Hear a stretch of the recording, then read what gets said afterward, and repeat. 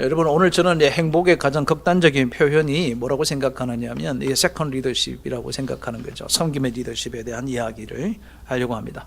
여러분, 지금 45분인데 지금 쉬겠습니다. 왜냐하면 중간에 끊어질 것 같아서 한 10분간 쉬셨다가 10시에 뵙겠습니다. 10시에 한 15분 잠깐 쉬었다가 10시 정각에 이제 두 번째 시간 하도록 하겠습니다. 네, 고맙습니다. 여러분, 어제 설교하셨던 것들에 대한 그 설교 제목들을 채팅방에다가 제목만 한번 쭉 올려주시면, 아, 이렇게 제목을 정하셨구나, 서로 공유하면은 좋지 않을까. 그렇게 자꾸 하다 보면 우리도 또 연습이 되니까 발전할 수 있을 것 같아. 아주 좋은 제안이었는데, 여러분 지금부터 어제 설교했던 것들 채팅방에다가 좀 올려주시면 좋겠습니다. 이제 강의하겠습니다. 세컨 리더십. 이 세컨 리더십 이러면 여러분, 제가 어떤 책이 생각나느냐면 비서처럼 하라라고 하는 그 책을 늘 생각이 납니다. 비서처럼 하라라고 하는 거죠. 그 책은 그 삼성그룹의 이제 사장단의 그 46%인가요? 한 50% 가까이가 다 비서실 출신입니다. 이라고 하는 거죠. 세컨 리더십은 곧 퍼스트 리더의 어떤 전초 단계이다. 결국은 세컨 리더십을 잘한 사람들이 탑 리더가 된다. 이런 어떤 동식들을 이제 설명을 한 것 같습니다. 여러분, 이거 누가복음 10장 38절 42절은 우리가 잘 알고 있는 이야기입니다. 그죠? 마리아와 마르다 이야기입니다. 이걸 어떻게 여러분이 설교해 오셨는지는 잘 모르겠는데, 오늘 이 맥스는 이 설교를 가지고 이 본문의 내용을 가지고 뭐라고 정의를 했냐면 이렇게 한 거죠. 제목이 참 좋죠. 마르다 1인 환영위원회. 참 이게 무슨 말일까? 여러분, 가장 좋은 제목은요, 내용을 감지하기 어렵고 청중들이, 교인들이 오늘 목사님 무슨 얘기하려고 그러시지? 이렇게 생각할 수 있는 주제를 정하라라고 하는 게 이제 누가 얘기한 거냐면 유진 로리, 유진 로리라고 하는 스토리텔링, 이야기 설교의 대가이죠. 그 유진 로리가 갖고 있는 생각이 제목의 모호성, 제목을 감춰라, 무엇을 얘기하려고 하는지 감춰라라고 하는 거죠. 그래서 그분이 이런 예를 들었습니다. 하나님은 사랑이라, 이런 제목으로 했다. 그러면 누가 그 청중의 귀를 듣겠냐? 알고 있는 이야기를 또 아는 얘기를 또 하려고 그러시구나라고 하는 거죠. 그런데 그분은 뭐라고 이렇게 얘기하는 거죠. 사랑에는 어떤 요소가 필요할까? 이렇게 하는가 하면 하나님의 사랑의 요소, 하나님의 사랑의 5가지, 하나님의 사랑의 3가지. 그 나와 있거든요. 우리 성경에 먼저 하는 사랑, 끊임없이 끝까지 하는 사랑, 뭐 이런 게 있어요. 이런 것들을 이렇게 해야 되는 것이 옳다라고 하는데 저도 이제 공감하거든요.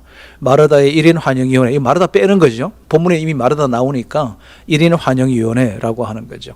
그리고 또 이제 두 번째 좋은 것은 마르다의 동기, 자기 홍보의 함정, 이런 단어들은 아주 매우 적절한 주제라고 저는 생각합니다. 자기 홍보의 함정이라고 하는 거죠.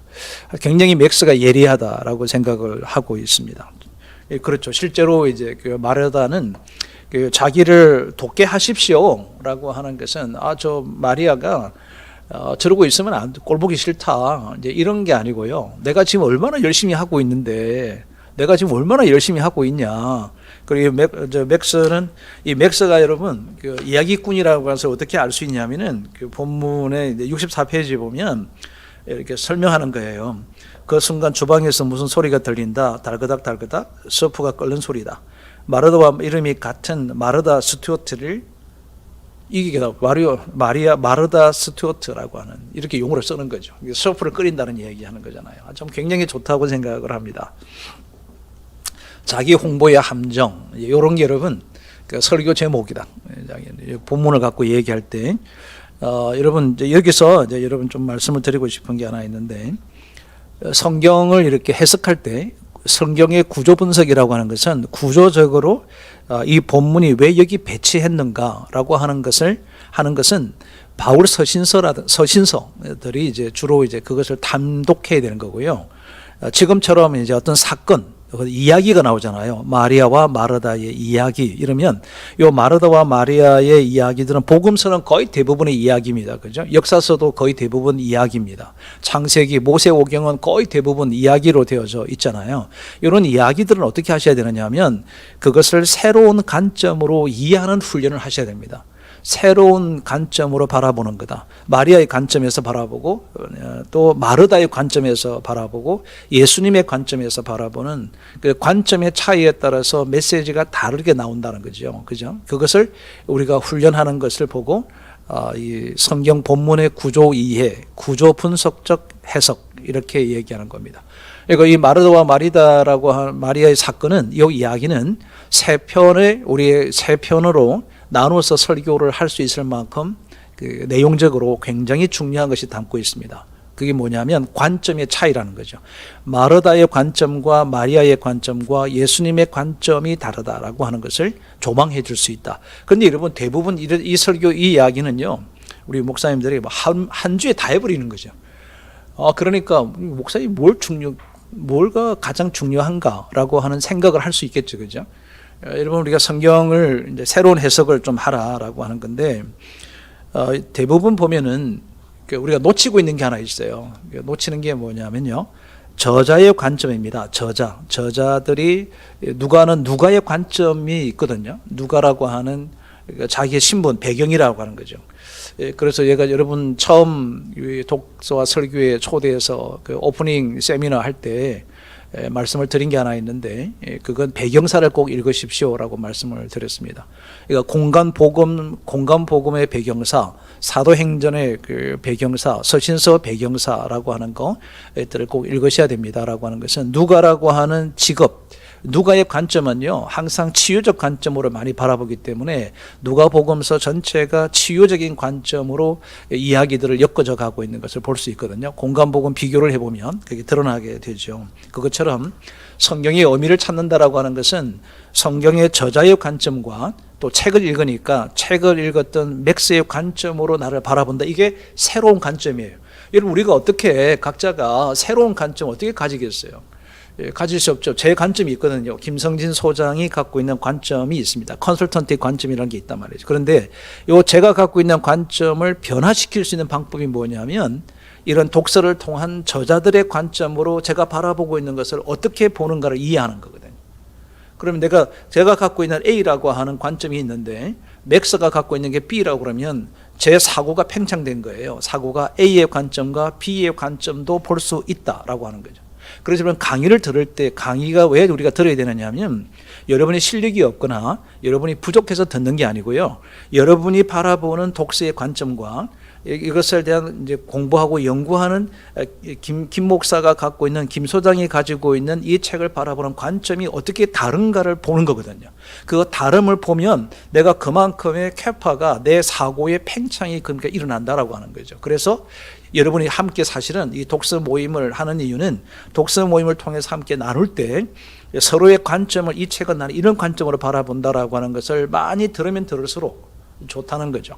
예를 들어 지금도 여러분이 이제 채팅방에 주제를 다 올리시는데 이 주제들을 같은 본문을 갖고 볼 때 우리가 이것을 어떤 관점으로 이해하고 바라보고 있는가라고 하는 그것을 함께 해보면 그만큼 우리의 캐파가 늘어날 수 있다라고 하는 거죠.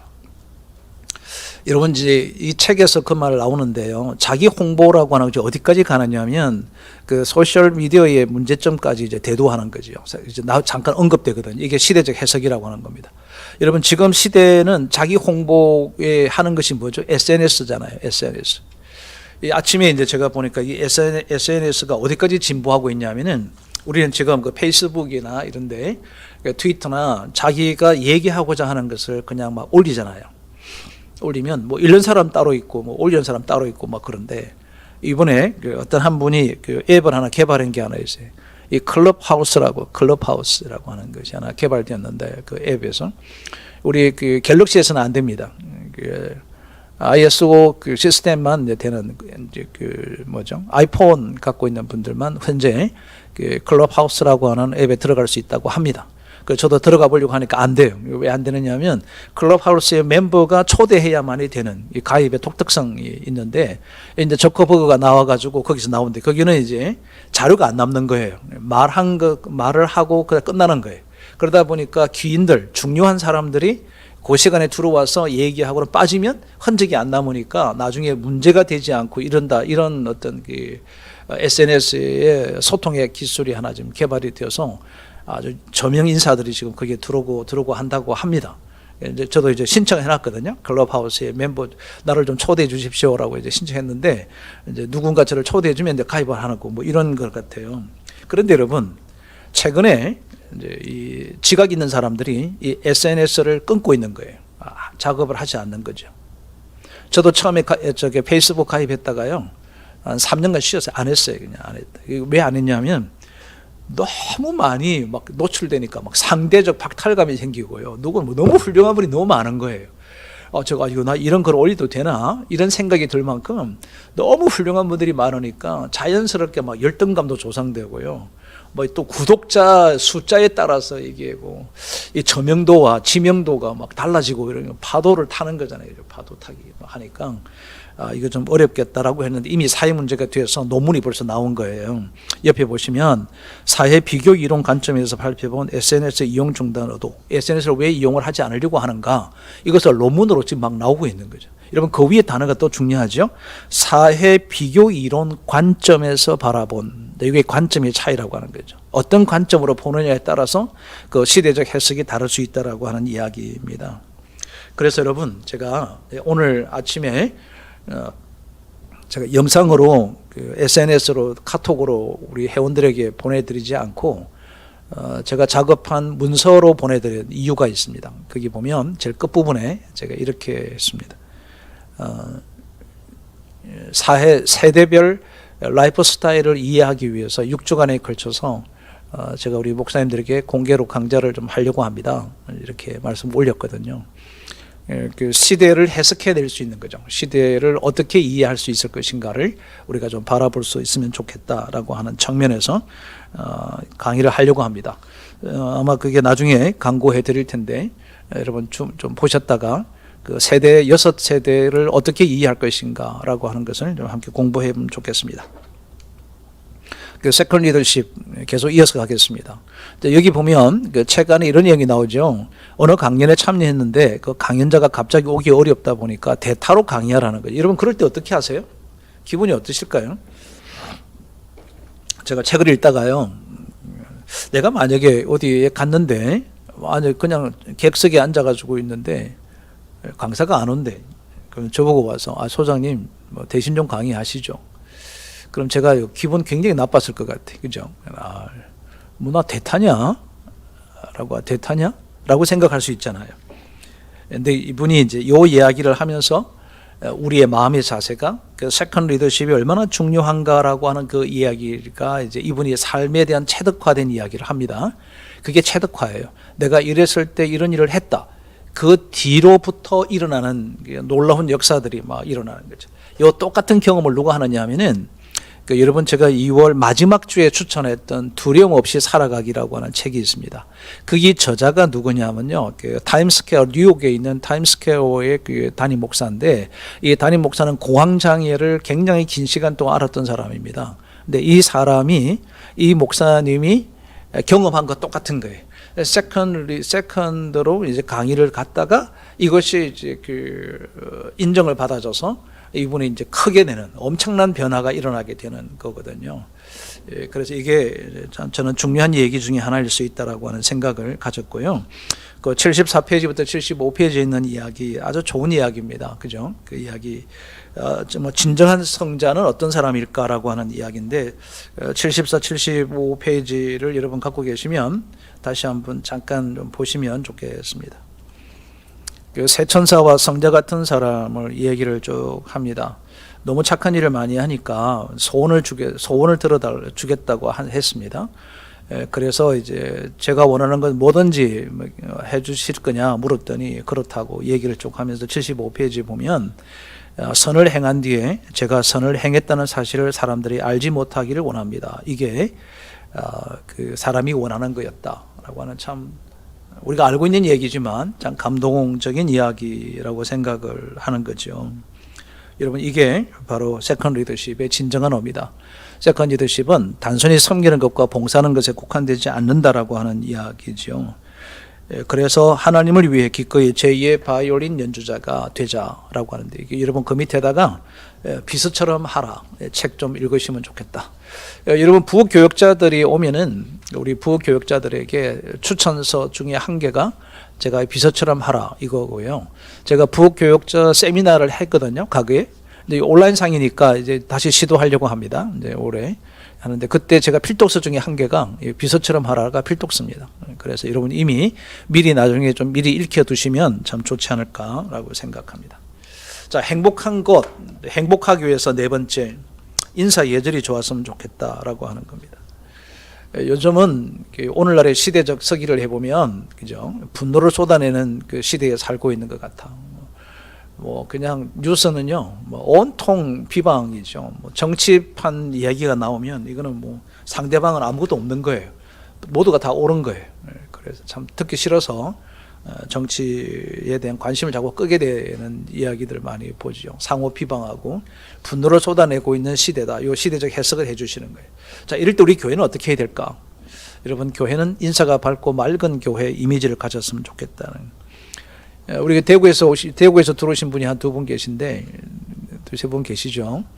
여러분, 대구에 가면 그 범어 사거리가 있어요. 그 범어 사거리가, 그 범어 사거리에서 이렇게 주변을 보면은 대구의 대형 교회들이 이렇게 왜 그 다 모여 있는지 그게 뭐 이렇게 들어 있습니다. 그게 가보면 좋은 교회를 소개를 받는데, 제가 경험된 이야기입니다. 어떤 한 집사님 네가 대구를 갔다가, 제가 그 당시에 이제 동일교회에서 강의할 때인데요, 대구로 이사를 가서 추천해달라 그래서 이제 제가 여러 교회들을 추천해주고 싶은데 마땅히 할 데가 없어서 그냥 범어 사거리 가서 가면은 좋은 교회들이 거기 다 모여 있으니까 거기서 감동 오는 대로 가봐서 가라. 이단론 어떤 교회만 이단이니까 가지 말고 이렇게만 이제 말씀을 했어요. 그리고 집사 내가 교회를 간 거죠. 범어 사거리 갔더니 정말 거기가 뭐 번화한 곳이고 복잡한 곳이죠, 교통이. 마침 거기에 이제 교통 경찰이 이제 서서 이제 교통 지도를 하는 거죠. 일요일인데. 이 집사님이 물었어. 아저씨, 제가 이 교회를 좀 찾아가려고 그러는데, 아저씨 생각할 때는 이 주변에 교회가 많은데 어느 교회가 좋다고 생각하세요? 라고 이렇게 물었더니, 그 경찰관이 나는 교회 안 다니는 사람인데, 그 범어 사거리 건너편 쪽에 있는 저 골목에 들어가면 그 교회를 가보면 좋겠다. 이렇게 소개를 했다는 거죠. 이제 의아해했대요. 왜냐하면 뭐 건물이 크게 잘 지어져 있는, 십자가 종탑도 잘 지어져 있는 교회를 소개 안 하고 왜 굳이 저기를 소개할까 이제 생각하고 예배를 드렸는데, 갔더니 뭐 한 400명이 채 안 모이는 그런 중형 교회인데 너무 행복했대요. 집사님 얘기입니다. 그리고 이제 다시 나왔더니 여전히 이제 그분이 교통 정리를 하고 있어서 이제 물었다는 거죠. 아저씨는 왜 저기다 가라, 주변에 교회를 다 남겨두고 왜 저 교회 가라 그랬어요? 라고 물었더니 이분이 이렇게 얘기하는 거죠. 여기 가끔 이제 일요일에 나와서 교통 정리하러 나오면 여러 교회에서 사람들이 나오는데 꼭 그 교회에 나오는 성도들의 표정이 가장 밝고 미소가 많고 너무 좋아 보여서 그 교회가 참 좋은 교회인 것 같아 이랬다는 거죠. 여러분, 저는 좋은 교회인지 아닌지 어떻게 알까? 그 나오는 성도들의 표정 보면 알잖아요, 그죠? 그런데 그 표정만 보면 아는 게 아니고요. 교회가 어디 있습니까? 동네에 있잖아요. 그럼 여러분, 동네 사람들에게 인사 좀 훈련시키면 안 될까요? 제가 늘 이게 우리 교인들한테 불만인 거죠. 왜 우리끼리 인사만 하고 지나가는 동네 사람들한테, 우리 전도 대상적으로 잠재적인 교인들인데 이 잠재적인 교인들하고 좀 지나갈 때 상가 아주머니든 누구든 좀 인사하고 말이죠. 이러고 있으면 얼마나 좋아요. 여러분, 이것도 체덕합니다. 체덕화 훈련 좀 시켰으면 좋겠다. 뭐 몰라도 괜찮으니까. 여러분, 지나가다가 모르는 사람 아이고 안녕하세요 지나간다고 기분 나빠가지고 따지는 사람 없어요. 뭐 어색해가지고 예, 뭐 이러고 가더라도 야, 저 뭐 교인들이 저 나오는 사람들이 참 인사성이 밝다 그러지. 왜 저 불필요하게 인사까지 해서 나를 심기를 건드리냐 말이지. 뭐 이렇게 시비조로 나오는 사람은 없지 않겠어요? 여러분 저는 이렇게 생각합니다. 행복이라고 하는 것은 연습인데 그 연습은 맑고 밝은 것이 참 좋겠다. 그런 교회 이미지를 좀 갖추자라고 하는 거죠. 맥스는 뭐라고 얘기하냐면 인사를 하게 되면 실제적인 가장 큰 수혜자는 바로 자신이다라고 하는. 그래 자신을 위해서 인사하라는 거죠. 그렇지 않겠습니까? 여러분 인사할 때 인상 쓰면서 인사할 수는 없잖아요, 그죠? 그러다 보면 내 안에서 있는 누적되어져 있는 피로도나 어려움이 있다 하더라도 말을 밝게 인사를 하게 되면 좋지 않을까. 저는 이렇게 생각합니다. 우리 뭐 동방 예의지국이다 이런 전제가 아니더라도 예의가 바른 사람이 태도가 좋은 사람이고 태도가 좋은 사람이 저는 성공한다라고 생각을 해요. 그래서 인사 그 중에 태도 중에 한 개가 인사하는 것입니다. 여러분 그 위 사람을 찾아보는 인사나 주변 사람을 돌아보는 인사하는 것은 우리의 삶 속에 좀 많이 일어날 수 있으면 참 좋지 않을까라고 생각하는 거죠. 요즘은 저거 있잖아요. 뭐 김영란법 이런 것 때문에 뭐 교수들이나 선생님들한테 찾아가서 뭐 인사하고 이렇게 하는 것이 참 어렵긴 하지만 그러다 보니까 이게 실제적으로 그 어떤 인간관계가 많이 단절되는 것 같습니다. 단절되는 것 같아서 참 조심스럽잖아요. 그런 것들 우리가 좀 기억을 하시고 서로 함께 인사를 잘 나누는 것이 참 좋겠다. 진심으로 인사를 하자. 이것도 행복 연습 중에 하나다. 우리 교인들에게 가장 바로 주일 예배 때부터 바로 적용할 수 있는 체득화 시킬 수 있는 것이 누구든지 만나면 인사하기 이런 체득화를 시키면 전 좋겠다 생각합니다. 여러분이 맥스의 이야기 중에 중보기도에 대한 남들을 위한 기도하는 것이 행복이다라고 하는 것을 우리가 여러분 아마 읽으셔서 알 수 있을 것이라고 생각합니다. 여러분 저는 그 중보기도의 중요성을 너무 잘 압니다. 또 우리 모두가 다 그렇게 했지만 그래서 제가 공과 교재를 한 7권 정도를 만들어 둔 게 있는데 그 훈련 교재 중에 제일 첫 번째 쓴 것이 이제 중보기도 훈련학교를 쓰고 이번에 이제 올해 작년이죠. 작년에 이제 이거를 다시 좀 수정해서 정보 수정해서 다시 만들었던 겁니다. 노트하고 같이 만들었는데 지난주에 잠깐 말씀드렸습니다만은 기록하는 기도를 하도록 우리 교인들에게 훈련시켰으면 좋겠다라고 생각하는 거죠. 지금 우리 한국 교회나 전 세계가 우리가 할 수 있는 게 뭘까? 목회를 할 수 있는 것이 온라인상에서의 강연식 설교, 그리고 멘토링, 그리고 중보기도. 이 세 가지는 지금 현재 시대에 가장 적합한 사역의 모형, 모델이다 이렇게 생각을 합니다. 그 중에 하나가 중보기도이죠. 여러분 저는 3월에 우리 어떤 책들을 지금 선정했냐면은 기도에 대해서만 4권 정도를 하려고 합니다.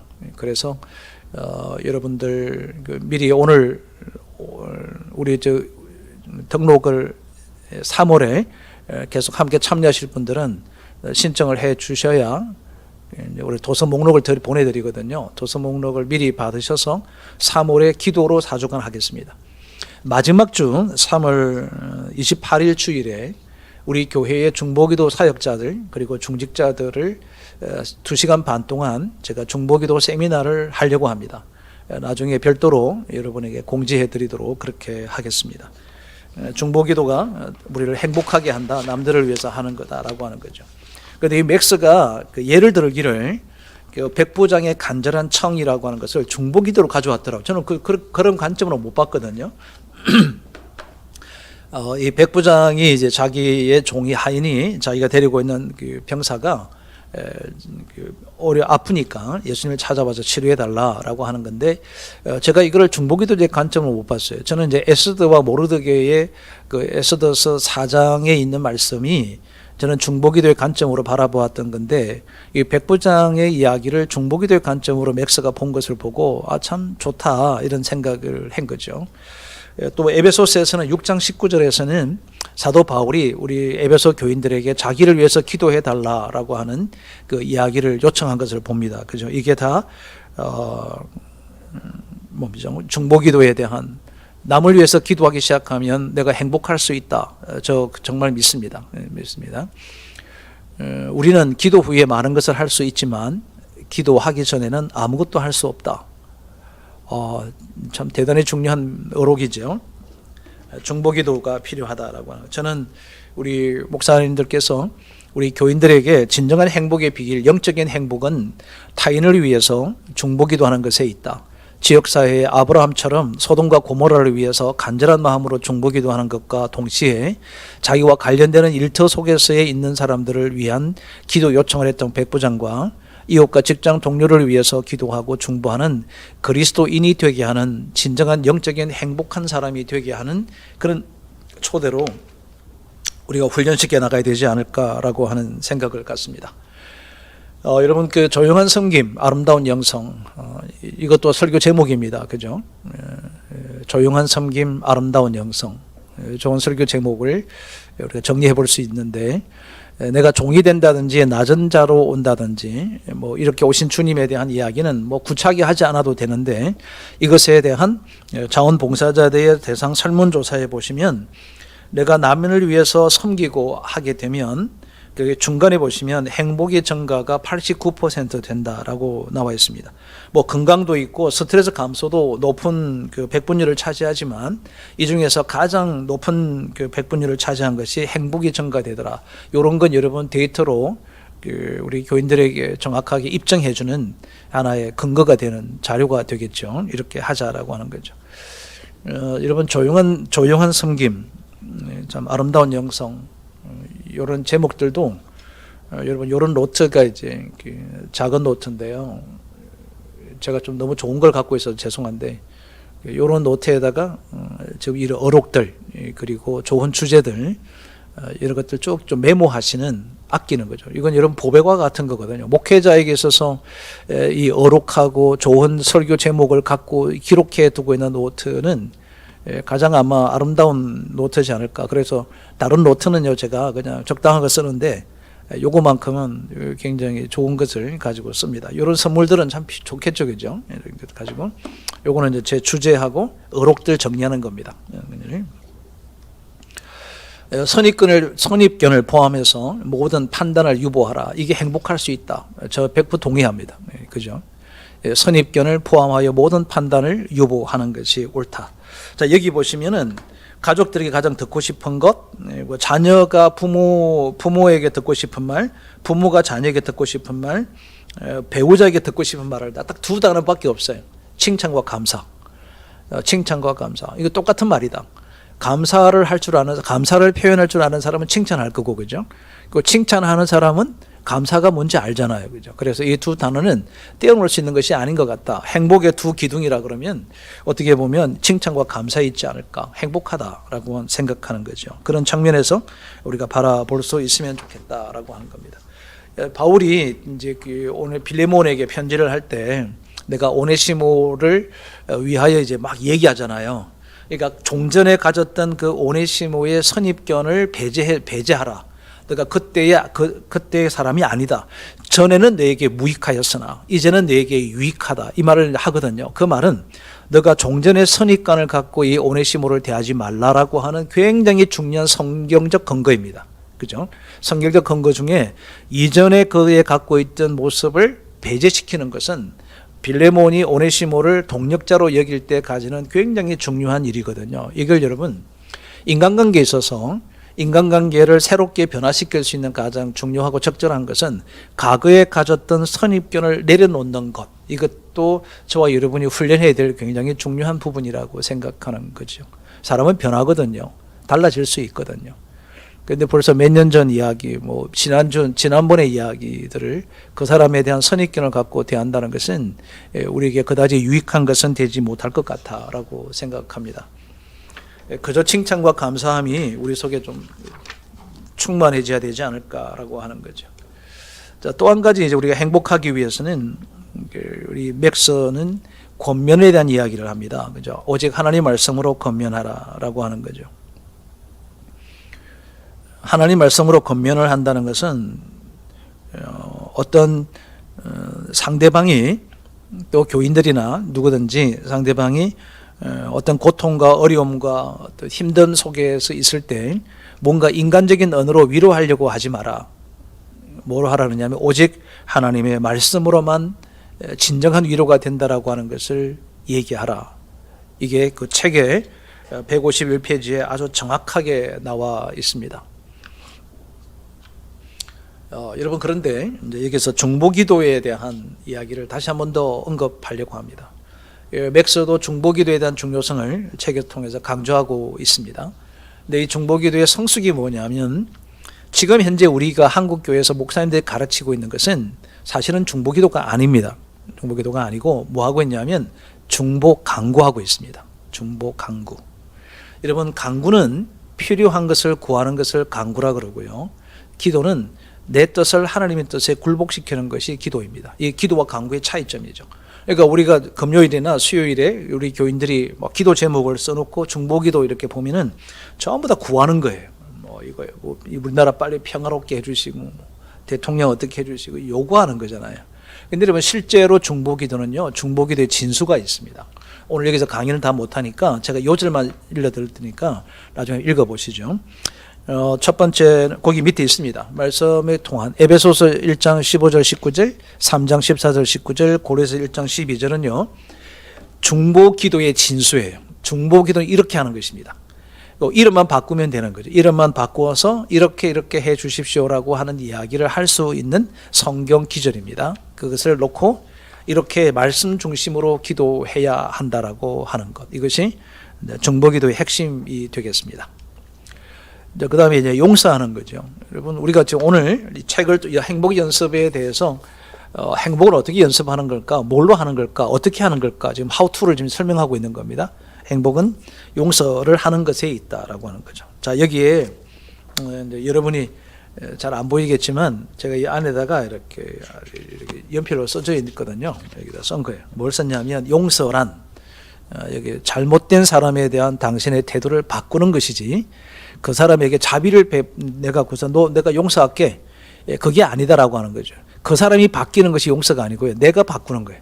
내가 잘못된 사람에 대한 내 태도를 바꾸는 것이 용서다. 여러분 이건요. 제가 이 책을 읽으면서 이 맥스가 정의해 놓은 그 용서를 보고 막 전율이 일어날 만큼 어떻게 이렇게 용서를 해석할 수 있을까? 용서를 이렇게 이해할 수 있을까? 감동을 한참 받았습니다. 용서라고 하는 것은 여러분 봐요. 잘못된 사람에 대해서 내 자신의 태도를 바꿈으로 인해서 내게는 뭐가 채워질까요? 나는 상처로부터 벗어날 수 있고 상대방도 그것에 대해서 받아들여줄 수 있기 때문에 두 사람 다가 행복할 수 있다. 그죠? 두 사람 다가 행복해지지 않겠냐? 너 바꾸라. 용서하면 이래요. 내가 너 용서해줄게. 너 바꿔. 이거잖아요. 그런데 그거 아니고 잘못된 사람에 대해서 내가 그를 어떻게 태도를 취할 것인가, 반응할 것인가를 하는 태도를 바꾸는 것이 용서라고 하는 굉장히 적극적이고 심오한 용서에 대한 정의를 내린 맥스의 이 규정은 제가 100% 동의하고 싶다. 여러분과 함께 공유하고 싶다라고 하는 이야기인 거죠. 이 용서를 하게 되면 어떤 일이 주어지는가? 정서적인 안정을 가지게 될 수도 있다라고 하는 거죠. 예수님께서는 이 용서의 극치를 실제로 우리에게 임상적으로 보여주셨습니다. 그죠? 배반하기 전에 이미 용서하셨고 배반할 것을 알고도 이미 그를 함께 곁에 두셨다. 이것은 용서의 가장 전형적인 극치에 이야기할 수 있는 거다라고 하는 겁니다. 그러면 실제로 용서하는 방법은 뭘까? 제가 이 책에 있는 이야기들을 쭉 이렇게 정리해 건데 여기에 또 보시면 상대를 위해서 오히려 더 용서해야 될 사람을 위하여 상대를 위하여 기도하라고 하는 거죠. 가게 이제 목회할 때에 육군사관학교 나와서 사무관이 된 집사님 가족이 있었습니다. 부인은 미술선생이고 홍대 나와가지고 미술선생이고 그 남편 집사님은 이제 육군사관학교 나와서 대위로 전역하고 행정고시 안 보고 사무관이 된 거예요. 그 부분 보면 제가 대놓고 얘기했어요. 나는 행정고시, 사법고시 한번 했다가 안 돼서 행정고시를 바꿨는데 행정고시도 안 돼가지고 막 열받는데 말이죠. 육군사관학교 나왔다고 대위 달고 전역하니까 그냥 사무관을 주는 거죠. 행정고시 패스한 사람과 똑같은 이거 주는 거예요. 저희 세대 때 그랬어요. 저희 때. 참 되게 힘들었던 거거든요. 근데 그 가정에 부부가 있는데 이 여집사님이 암이 온 거예요. 나이 45 정도 됐는데. 이제 신방을 갔단 말이죠. 우리 집사님인들이니까 신방 가서 이제 이렇게 하니까 이렇게 얘기를 하는 거예요. 목사님 제가 암이 와서 병상에 이제 치료를 받기 위해서 누워서 이제 내가 남은 6개월 동안에 살아가야 되는데 45세인데 이제 죽음을 앞두고 있는 거잖아요. 또한 제가 할 수 있는 게 뭘까? 내가 해야 될 것이 무엇일까? 이를 생각했다는 거예요. 뭐가 가장 먼저 생각났어요? 물었더니 이러는 거예요. 내가 용서하지 못했던 사람이 가장 먼저 떠오르더라는 거죠. 그래서 어떻게 하셨어요? 라고 하니까 그 친구한테 제일 먼저 전화했다는 거죠. 내가 암 선고를 받는 날 내게 왜 이런 일이 있을까? 하나님께서 내가 무엇을 정리하게 할까? 이렇게 생각하고 한 거죠. 그래서 자기가 이렇게 쓴 거예요. 제게 보여주는 거예요. 내가 용서하지 못한 사람들을 쭉 써서 연락하고 만나고 이걸 다 하겠다는 거죠.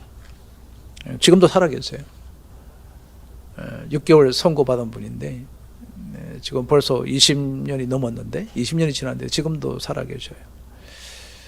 여러분, 용서는 상대방을 위한 것이 아니라 자기를 위한 거다. 이게 제가 이거 준비하면서 그분 생각이 많이 났습니다. 상대방이 잘못한 게 있으면 여러분 그것을 장례식을 치르라, 다 묻어버리라, 하간 예배까지 다 드리고 끝내라. 이런 생각들과 이런 생각들을 함께 공유했었던 맥스에 대해서 참 고맙게 생각을 했습니다. 끝으로 이 맥스는 이 책을 통해서 우리에게 사랑받고 사랑하라라고 하는 거죠. 뭐 이런 것 같아요. 사랑을 많이 받고 사는 사람은 참 사랑을 많이 하는 것 같아요. 사랑을 공급받지 못한 사람이 사랑하는 법을 잘 모르는 것 같아요. 사랑을 해야 되는 것을 아는 거하고 사랑이라고 하는 것은 행하는 건데, 사랑에 대해서 아무리 많은 것을 알고 있고 제가 사랑의 기술 책을 뭐 수도 없이 읽고 또 얘기도 해보고 뭐 사랑의 언어에 대해서도 해보고 다 해도 제 속에 사랑을 표현하고 하는 것이 잘 안 되고 왜 그럴까라고 했더니 이게 체득화가 안 돼 있는 거죠. 그런데 여러분, 이번 우리 읽어야 될 책들을 보면은 네 번째 책에 우리 아까 말씀드렸던 그 타임스퀘어 철치의 그 담임 목사, 제가 그분은요 꼭 한번 우리 목사님들에게 소개하고 싶은 분이거든요. 진짜 우리 한번 온라인 초대하고 싶은 분 중에 한 분인데, 이분이 이제 그런 이야기를 한 거예요. 뭐라고 얘기하느냐면, 다른 사람들이 내게 사랑을 못 줬다 하더라도 내 속에 정말로 그 하나님의 사랑이 가득 채워져 있으면 사랑이 전달되지 않는가? 이렇게 제 개인적으로 도전을, 제가 책이 굉장히 얇습니다. 여러분 다 사셨잖아요. 책이 얇아요. 그 책의 얇은 것 안에 놀라운 진수들이 많이 있어서 제가 다다음 주에도 지금 기대를 제가 스스로도 하고 있는데, 그 내용 중에 하나님에 대한 사랑으로 나를 계속 채우면 그 사랑이 흘러가지 않겠냐. 이 맥스와 똑같은 맥락이잖아요. 그래서 우리 미국에서도 차세대 지도자 중에 한 분들, 이분도 그렇고 그분도 그렇고 그렇다고 봅니다. 거기에 보면 안드레아 모스콘이라고 하는 아주 좋은 예화가 있습니다. 이게 187페이지에 보시면은 이 사람은 그 유명한 그 첼로를 이제 관리하는 사람인데, 이 사람이 관리를 하는 거예요. 그러니까 아무도 못 만지는 그 첼로를 만질 수 있는 유일한 사람인 거죠. 만지면서 그 도구함을 통해서 도구를 열어서 다듬어 간다라고 하는 이야기입니다. 여러분, 하나님의 사랑을 저와 여러분이 받았으니까 다른 그 어떤 누가 사랑을 해주지 않아도 하나님의 그 사랑에 대한 받았던 것이 충만하게 되면 그 충만한 사랑이 자연스럽게 또 누군가에게 흘러가는 것 아닐까라고 하는 생각을 하게 되는 마지막 도전을 우리에게 주었던 것 같습니다. 오늘 이제 정리를 하면서 여러분에게 다시 한번 강조하려고 합니다. 첫 번째는 관점의 변화를 좀 가져보라. 우리가 종전에 여러분이 갖고 있던 성경을 바라보는 관점을 맥스 루케이도의 관점에서 한번 바라보고, 또 다른 사람이 어떻게 이 본문을 바라보는가에 대한 관점의 변화를 한번 시도해보라. 두 번째는 이 본문을 통해서 언제나 새로운 의미를 찾아보자. 새로운 의미를 찾아내보는 그런 삶이 좀 필요하지 않겠는가. 세 번째는 우리 설교하는 저와 여러분이 먼저 살아보는 것이 참 중요할 것 같아 체득화의 신비를 함께 경험해 보면 좋겠다라고 생각합니다. 여러분, 저는 오늘 우리 독서와 설교의 두 번째 책을 소개하게 돼서 참 감사하게 생각을 하는데, 우리가 맥스가 우리에게 주는 도전이죠. 챌린지가 있죠. 그 도전은 자기가 살아본 이야기를 설교에 담아내는 섬김이 우리에게 요구되지 않을까. 우리가 교인들을 섬길 수 있는 길은 우리가 설교를 통해서 교인들을 섬기는데 그 설교 속에 내가 살아보았던, 내가 살아내었던, 그리고 실천했던 것, 이런 생생하게 있는 이야기들을 통한 살아본 이야기를 말씀을 전가하는 그런 설교가 되었으면 참 좋겠다라고 하는 생각을 갖습니다. 이건 제가 목차 얘기할 때 잠깐 언급해 드렸습니다. 나 자신이 바꿔야 될 것, 그리고 내가 해야만 하는 것, 타인을 위해서 해야 할 것들을 제가 하는 방법을 잠깐 좀 보여드리겠습니다. 목차를 잠깐 열어보시면 목사에서 번역이, 물론 번역이 되어서 정확한 전달은 여러분 책을 읽으시면 알잖아요. 잠깐 보실까요? 자, 우선 5번을 보시죠. 5번. 사랑의 인사하는 거죠. 이건 누가 하는 거죠? 상대방이 우리 김호연 목사님이 내게 사랑의 인사를 해라. 이거 아니잖아요. 그죠? 내가 사랑의 인사를 하는 거다는 거죠. 근데 4번을 보시면요. 제2의 바이올린 감미로운 선율을 어떻게 하라는 거죠? 내가 하는 게 맞는데요. 제 자신이 바꾸야 될 거더라고요. 그죠? 내가 나는 기꺼이 세컨 리더로 있는 것도 참 좋아. 행복해. 이렇게 바꿔야 될 것 같아. 라고 하는 거죠.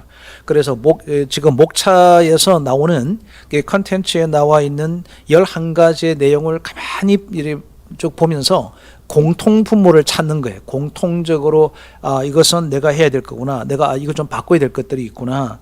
타인을 위해서 내가 적극적으로 할 수 있는 것은 뭘까? 이러면 여기에서 이제 진행되는 게 뭘까요? 소극적인 변화나 행할 것과 적극적으로 행해야 될 것들이 또 나뉘어질 수 있잖아요. 그죠? 내가 할 것, 타인을 위해서 할 것들로 구분해서 할 수 있을 것 같다라고 하는 거죠. 이렇게 해 보셨으면 어떨까라고 하는 거죠. 지금 여러분 목차를 통해서 발견하는 독서법이 뭐냐면요. 사용자 정의 독서법이라고 합니다. 사용자 정의 독서법이라고 하는 건 이게 어떤 거냐면 저자는 이렇게 썼단 말이죠. 근데 이분이 방금 저처럼 내가 해야 될 것 5, 7, 9, 11이다. 뭐 내 자신이 바꿀 것 4, 3, 8, 10번이다. 이렇게 안 했다는 거죠. 이것을 사용하는 제가 정의를 다시 내려서 이것을 읽는다. 이게 사용자 정의 독서법이라는 게 있습니다. 그 독서법을 통해서 하게 되는 방법이다. 그걸 여러분들에게 지금 잠깐 맛보기로 소개해 드린 것입니다. 여러분 책이 부릅니다. 연습 시리즈라고 하는 책을 들어가서 쭉 보시면 이렇게 나와요. 그죠? 자, 여러분 여기도 좀 중요한 게 있어요. 봐요. 제가 오늘 첫 서두에 서점에 갔더니 뭐 이러이러 했습니다. 말씀드렸어요. 제가 여기 7권을 소개해 드렸는데 잘 보시죠. 첫 번째 책 나를 사랑하는 연속. 그죠? 그다음 독립 연속. 거절당하기 연속. 이거 뭐죠? 다 자기입니다. 자기. 다 자신에게 지금 집중하고 있는 것들을 우리가 볼 수 있더라는 거죠. 이미 책들도 그렇죠. 여러분 이거 보시면 책이 부른다는 얘기를 보시면 우리 교인들에게 말씀을 연습 시리즈로 말씀을 전달해야 될 것들이 참 많이 있잖아요. 이게 이제 확장적으로 여러분이 독서하는 방법이 되죠. 그러면 제게는요 힘이라고 하는 그 시리즈로 한 40권의 책이 있거든요. 책 제목이. 그럼 여러분이 이제 예를 들어서 연습이라고 하는 것들을 쭉 보셔서 내가 이런 책들은 좀 준비해 둬야 되겠다라고 하면 주제를 갖다 놓는 거죠. 연습이라는 주제. 이제 행복 연습에 들어갔잖아요. 이렇게 해 나가는 것이 목사들이 연구하는 방법입니다. 연구하는 방법은 한 주제를 대한 관련되는 여러 가지의 책들을 구매해서 그것을 정리해보고 또 실제로 강의도 해보고 우리 교인들에게 설명 교육도 해보는 이런 시간들로 가져주는 것이 연구하는 목회자가 갖춰야 되는 독서의 방법 중에 이제 하나가 되겠죠. 저는 이제 행복 연습이라고 하는 행복에 대한 정의는 맥스가 내렸던 정의를 100% 동의합니다. 맥스는 행복이라고 하는 정의를 동의하고 연습은 저는 뭐라고 생각하느냐 하면 저 개인적으로는 이렇게 정의를 한 겁니다. 예습과 복습으로 이루어진 반복적 행동 양식이 저는 연습이다. 이렇게 이제 정의를 내리게 된 거죠. 예습이라는 것은 오늘처럼 여러분이 설교하기 전에 내가 살아보는 걸 얘기하고 복습은 계속적으로 그 얘기했던 것을 내가 지속적으로 살아내는 걸 얘기하는 거예요. 이것을 반복적으로 하는 행동 양식을 저는 연습이라고 제 정의입니다. 제가 이렇게 이제 정의를 내렸다라고 하는 거죠. 여러분들께서 이런 측면에서 보면 연습이라고 하는 것은 우리에게 습관을 만들어내는 겁니다. 그죠? 자, 여러분 제가 한번 혹시 나시는지 모르겠는데 저는 1년대로 사역이 된다라고 한 말씀을 드린 적이 있습니다. 제가 읽었잖아요. 그럼 행복 연습이잖아요. 이것이 사역이 되기 위해서 습관과 영적 성숙이라고 하는 것을 함께 하는 거죠. 이것을 사역까지 가지고 가라는 겁니다. 여러분 안녕하십니까? 저는 건강한 한국교회를 세우기 위해 목회 컨설팅 연구소를 운영하고 있는 김성진 소장입니다. 저희 연구소에서는 목회자들의 설교를 돕기 위해 독서와 설교라는 프로그램을 운영하고 있습니다. 위드 코로나 또 이런 시대적인 정황 속에 우리 한국교회가 이 세상을 향해서 나아갈 수 있는 여러 도구들 중에 아주 강력한 도구가 메시지일 것입니다. 이런 성숙한 메시지를 전달하고자 하는 모든 목회자들의 소원들을 이루기 위해서 독서라는 것과 또 설교라고 하는 것을 융합하는 독서와 설교 코너를 만들어서 지금 1년째 섬기고 있습니다. 1년 동안 섬겨오면서 여러 가지 부족한 것들을 많이 보게 되어져서 새로운 2022년도는 새롭게 옷을 입혀 독서와 설교를 섬겨가려고 합니다. 12월에 읽어야 될 책 중에 어떤 한 목회자가 수고하고 무거운 짐진 자들아 다 내게로 오라 내가 너희를 쉬게 하리라 라고 하는 그 말씀 하나를 가지고 이 말씀에 따라서 책을 한 권을 썼습니다. 그리고 내 짐이 가벼움이라 라고 하셨던 그 말씀을 통하여 자신의 삶을 정리했습니다. 책을 한 권을 썼던 그 목회자의 그 삶인 자체가 자기 인생을 바꿔놓은 것입니다. 인생의 전환점을 갖게 되었던 것이죠. 대형교회 목회자 자리를 내려놓고 그 말씀을 따라 지켜가는 제자의 길을 걸어갔던 삶의 흔적들이 나와 있습니다. 자신이 살아온 삶의 이야기, 이것을 우리는 체득화된 삶이라고 얘기합니다. 이 체득화된 삶을 말씀으로 풀어내는 것을 설교라고 하고 이 설교는 삶이 되고 이 삶 자체가 바로 목회가 된다고 생각합니다. 여러분 설교가 삶이 되고 그 삶이 목회가 되는 것이 오늘날 우리 목회자들에게 요구되는 시대의 요청이라고 믿습니다. 성경에 근거하고 있는 삶의 이야기가 담긴 책들을 선정하고 그리고 이 시대를 관조해보며 청중의 영적인 필요를 찾고 갈구하고 연구하면서 이것을 우리 자신에게 체득화시키는 그런 숙성된 언어를 통하여 전달하는 일은 목회자인 설교자인 저와 여러분의 핵심 사역이 될 것입니다. 우리 모두는 성도들의 변화를 촉구하는 그런 목회를 구현해 가고 있습니다. 이를 위해서는 가장 우선적으로 해야 될 것이 하나 있는데 그것은 우리들이 먼저 변해야 한다라고 하는 인식으로부터 출발해야 합니다. 우리는 어떤 변화를 도모해야 될까? 저는 한 4가지를 정리해 볼 수 있는데 그것은 하나는 언어의 변화입니다. 2번째는 인격의 변화입니다. 3번째는 설교의 변화입니다. 4번째는 습관의 변화입니다. 이 4가지의 습관의 변화를 또 이런 언어의 변화를 인격의 변화를 설교의 변화를 도모해 가기 위하여 우리 연구소에서는 독서와 설교라는 프로그램을 운영해 가고 있습니다. 이제 새해를 맞이하면서 새롭게 단장하고 새롭게 준비하며 한국교회를 섬겨가려고 합니다.